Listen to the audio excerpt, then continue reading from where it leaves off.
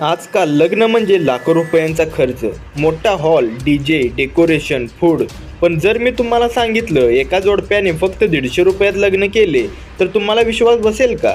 ना ब्रँड, ना बारात, ना महागडा हॉल, फक्त साधं आणि सिंपल लग्न. या मागचं कारण खूप मोठं आहे. ही घटना महाराष्ट्रातील सोलापूरची आहे. एका जोडप्यानं ठरवलं आपण एक साधं लग्न करू आणि त्यांचा खर्च फक्त 150 रुपये. पण त्यांनी असं का केलं? कारण त्यांना फक्त स्वतःचं सुख नाही तर इतरांचाही विचार होता.